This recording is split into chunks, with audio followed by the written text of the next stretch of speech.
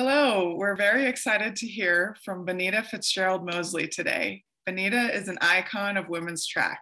She's the first American woman to win an Olympic gold medal in the 100-meter hurdles. She's a two-time Olympic team qualifier, a Pan American champion, a national champion, a 15-time All-American, and an NCAA champion. After her success in track and field, Benita worked as an engineer in computer hardware and software development before switching to sports marketing and leadership. She has since done so much for the sports world, including serving as president of the Women's Sports Foundation, directing the marketing division for the Atlanta Olympics, working with US Olympic committees in various capacities, and is currently vice president of community and impact and the president of Fun Play for League Apps. She's also the mother to two grown children. Hello, Benita. It's so great to meet you and to hear from you. Nice to be here with you as well. Thank you for taking the time to answer some questions for us and tell us more about yourself. So can you share with us a little bit about your experience as a young athlete just starting out? What are some of your earliest memories of sports and competition? My very earliest memory was competing at a field day when I was in the second grade. And the words I remember the teachers saying about me running a lap around the big field at my elementary school was, "Boy, you run like a gazelle." And I went on I was a parent of two amazing educators, and they wanted my younger sister and I to really experience all kinds of things that they didn't have the opportunity to take advantage of growing up as African-American, children and young people in the 20s, 30s, 40s, 50s time frame. And so, we were music. I played flute and piccolo. I tried majorettes, and I tried softball and gymnastics and all of these other sports. And they were just so focused on ensuring that we had this nice, well-rounded experience.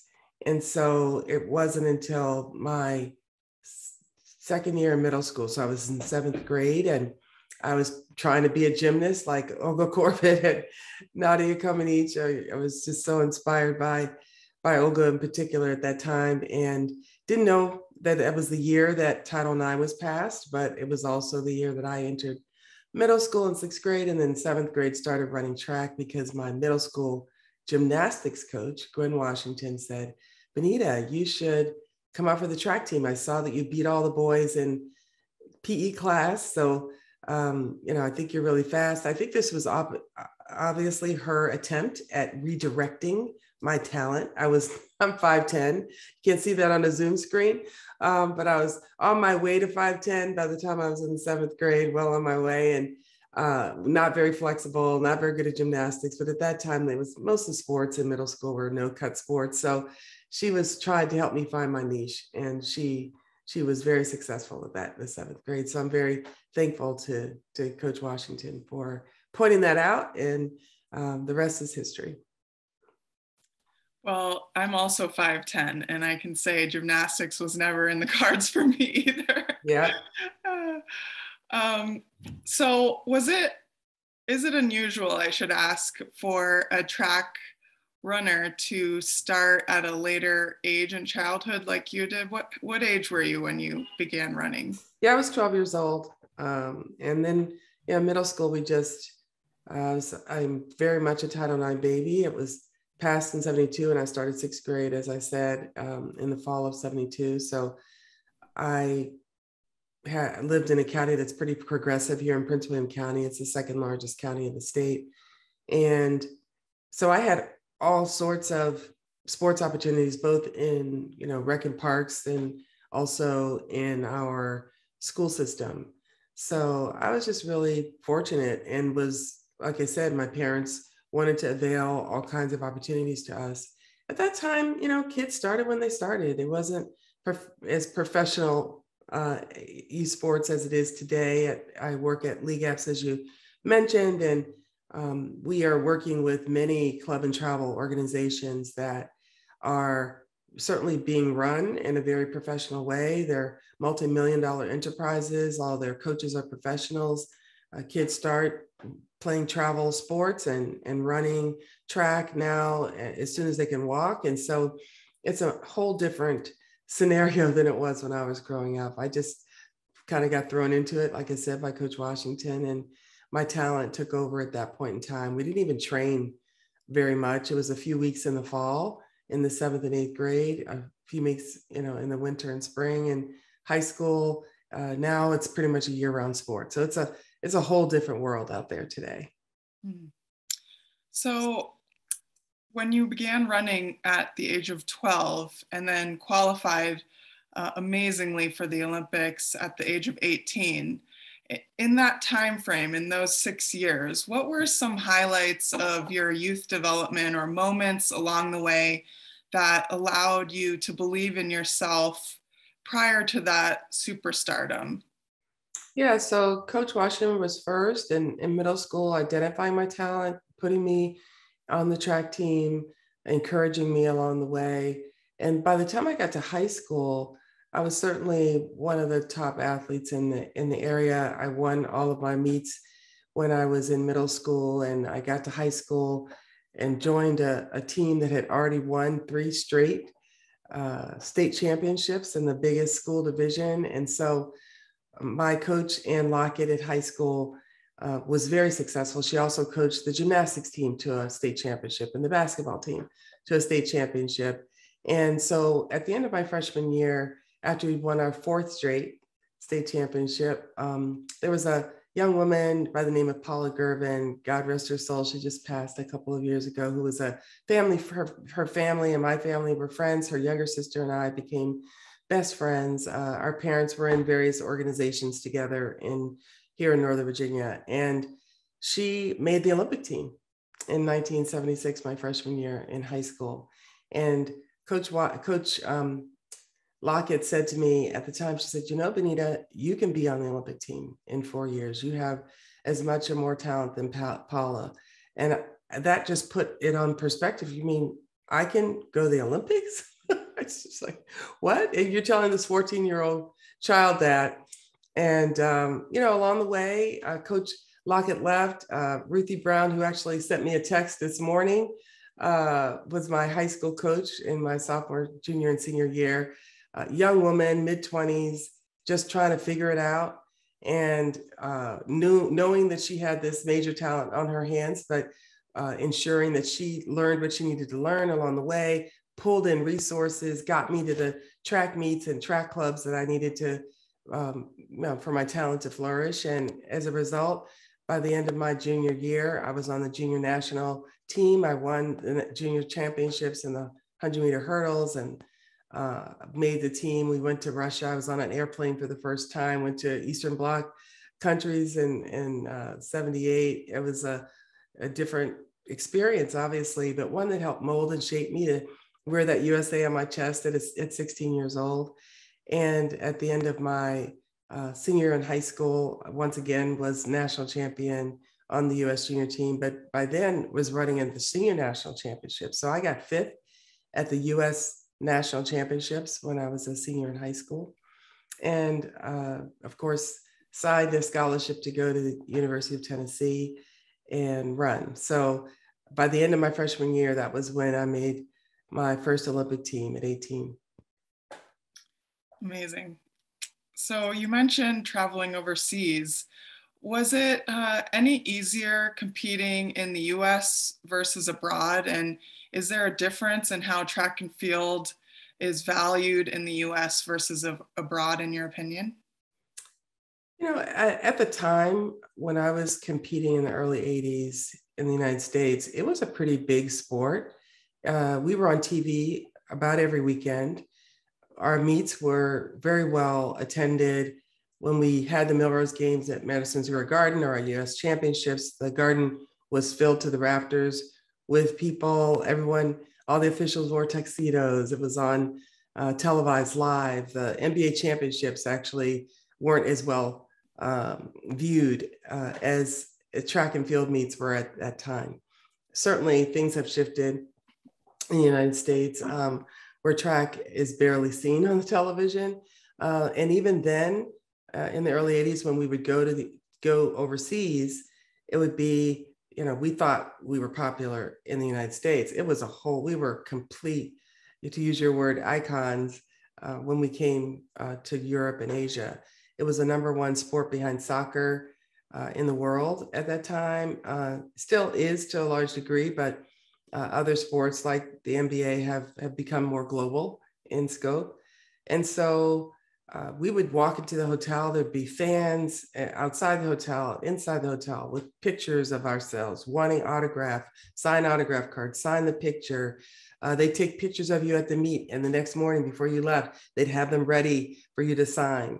And certainly blasted all over the television screens if there was a meet that you were in that town, all over the newspapers. It was a completely different experience. That's fascinating.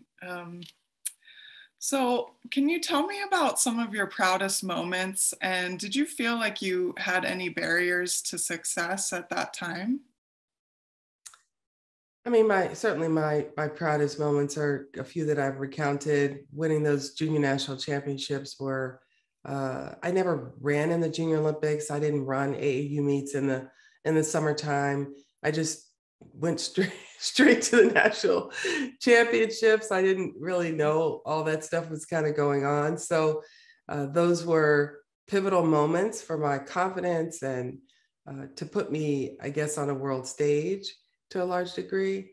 Winning the Pan American Games was a great precursor to the Olympic Games.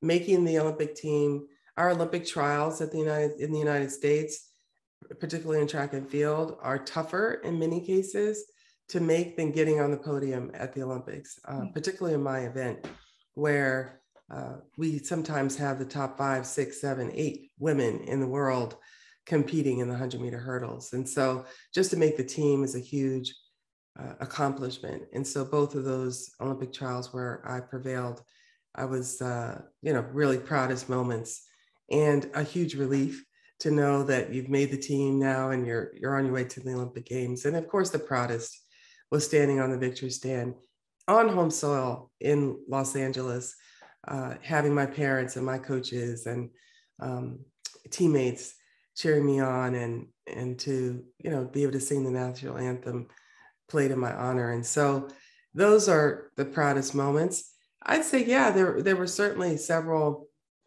barriers to success. And I think at that time we were just becoming professional athletes. And so money was a huge barrier for athletes and being able to make money.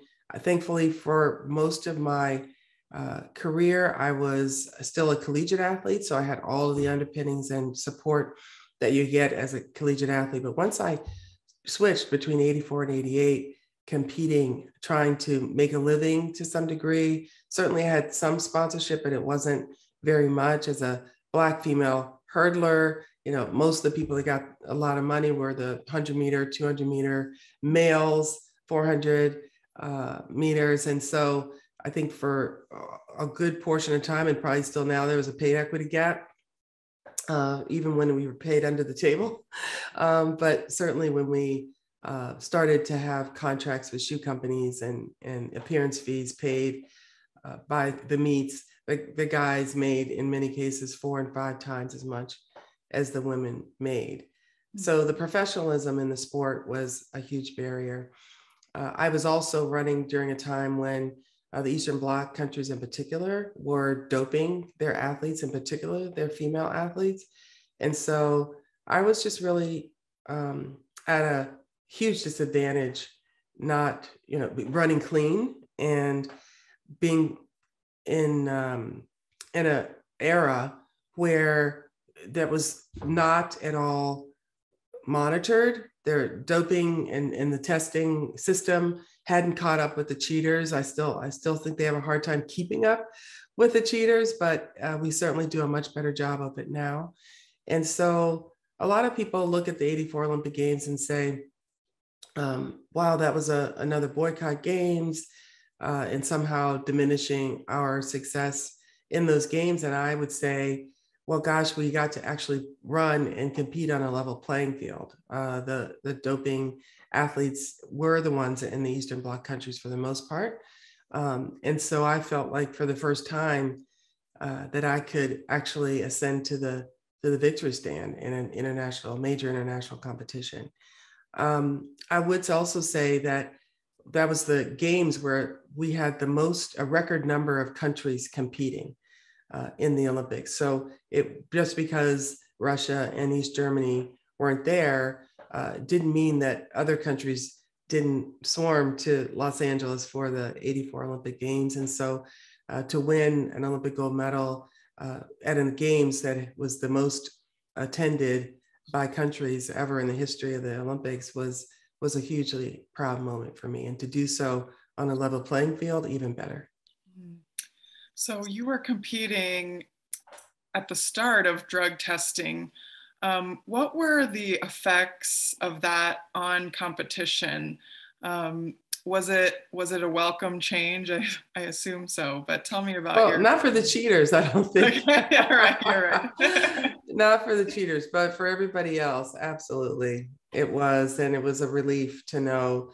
I remember the Pan Am Games. There was I won't say a scare, but people had made the U.S. team, and then it was publicized that they were going to be doing drug testing at the Olympics, and all of a sudden, a bunch of people got hurt, sick, dropped from the team, and they were replaced, thankfully, by other athletes that got an opportunity they otherwise wouldn't have had. So it started really in earnest in '83, and at the '84 Olympic Games, same thing.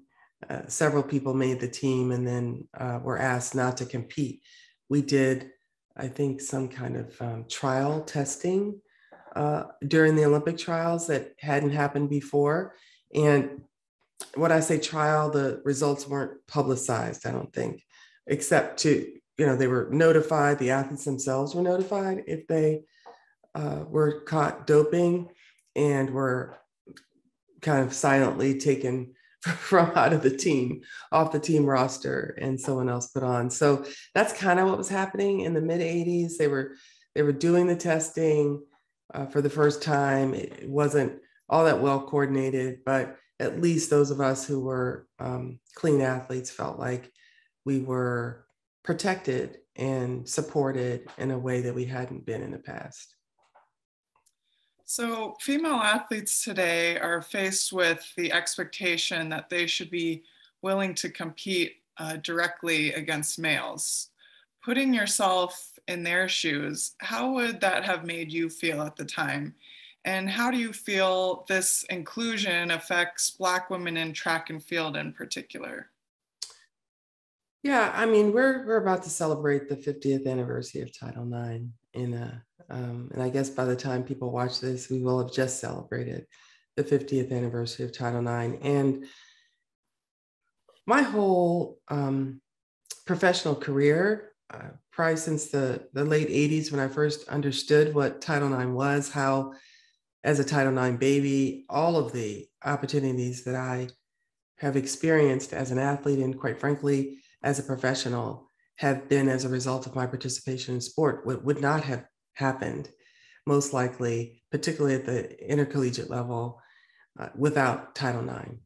And so I am just eternally grateful for that law and the doors that it opened up for me as an athlete, but I'm an engineer as well, an industrial engineer by degree.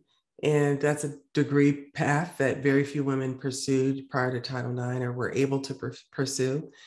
And so, the law talks about, no discrimination on the basis of sex. And so and has increased 12-fold the number of girls, high school girls, competing in sport. So my goal in all of this is to ensure that we're still far behind. We still have 1 million fewer opportunities for girls in high school than boys. We haven't caught up. We haven't even caught up as girls in high school sports to the level a number of boys who were participating in sport in 1972, 50 years later. And so my concern is wanting to ensure that girls continue to have not only the opportunity to participate, but the opportunity to win, the opportunity to get college scholarships, the opportunity to be All-American and All-State and NCAA All-American. Those goals that girls set for themselves fuel their participation, fuel their passion, fuel their motivation. And if they are unable to do so because of unfair competition, then that's going to have an adverse, not only an adverse effect on their abilities as an athlete, but also an adverse effect on their career long after. And so there's an organization called the Women's Sports Policy Working Group. I had to look down to make sure I got that straight. And I think they have a very common sense approach to how we can deal with this issue to preserve girls and women, and I'm talking cisgender girls and women, and their opportunity to achieve the highest accolades and pursue the highest levels of competition without barriers in their way. And so I think we should work together to ensure that Title IX over the next 50 years continues to close the still existing gap for the number of girls, and we don't experience some unintended consequences of reducing opportunities for girls and women in sport. I understand that you have a daughter who is also committed to sports at a high level. How does she affect your passion for passing on all the wonderful things about sports to the next generation? I'm so proud of Maya is her name. She's just graduated high school a week or two ago, and she's going to pursue track and field at University of Maryland on a track scholarship. She is the, she's the dream, right? 50 years ago, her mama was competing in middle school sports for the first time months after Title IX had passed, and here she is getting ready to embark on her own collegiate career. She also is going to be speaking at a huge Title IX celebration this week that the White House and the State Department are putting on. And she'll speak alongside First Lady Joe Biden and Billie Jean King. And I will be sitting in the audience watching my beautiful daughter on the stage. And these opportunities aren't afforded to her just because she's a nice girl. She's an All-American. She's an 8-time All-State. She's a summa cum laude graduate from her high school, and now soon to be a D1 track and field athlete. And all of those accolades are important, and having to have those opportunities as a young woman to pursue that and to pursue it at the highest levels. And so again, what I was saying earlier is just wanting to preserve that. She was also a volleyball player, and we got to experience what a challenge it can be when cisgender males are competing with cisgender females. And it's a I know, conundrum for our policymakers to ensure that they are providing equal opportunities for everyone.